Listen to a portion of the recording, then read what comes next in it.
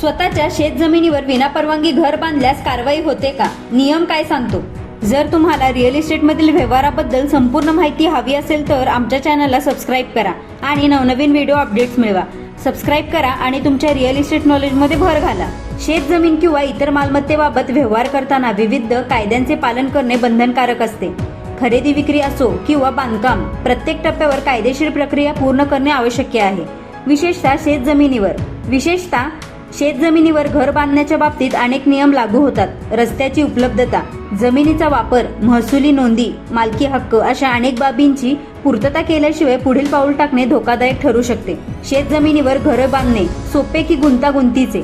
अनेक शेतकऱ्यांची शेतीतच घरे असतात किंवा भविष्यात शेतीत घर उभारण्याचा त्यांचा विचार असतो. स्वतःच्या जमिनीवर घर बांधणे गैर नाही अशी सर्वसाधारण धारणा आहे. मात्र प्रत्यक्षात शेतजमिनीवर थेट निवासी बांधकाम करण्यास कायदेशीर मर्यादा आहेत. नियमाची पूर्तता न करता बांधकाम केल्यास भविष्यात दंडात्मक कारवाई किंवा बांधकाम पाडण्याची वेळही येऊ शकते. त्यामुळे घर बांधण्यापूर्वी कायदेशीर अडचणी समजून घेणे आणि आवश्यक परवानग्या मिळवणे अत्यावश्यक आहे. अन्यथा आर्थिक नुकसानासोबत मानसिक त्रासही सहन करावा लागू शकतो. कायदेशीर नियम काय सांगतात?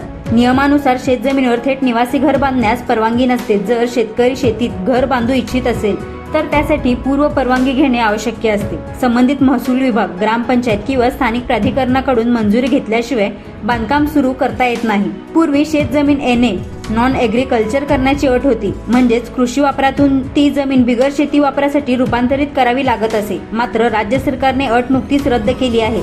तरीही स्थानिक नियम व अटी वेगवेगळ्या असू शकतात. त्यामुळे संबंधित अधिकाऱ्यांकडून अद्ययावत माहिती घेणे गरजेचे आहे. आवश्यक कागदपत्रे आणि अटी.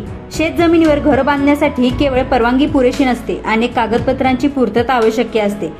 त्यामध्ये पुढील बाबींचा समावेश होतो: जमिनीवरील पिकांची नोंद, मालकी हक्क व भाडेकरू नोंदी, जमीन महसूल भरल्याची पावती, जमिनीचा वापर आराखडा, लँड यूज प्लॅन, सर्वेक्षण नकाशा.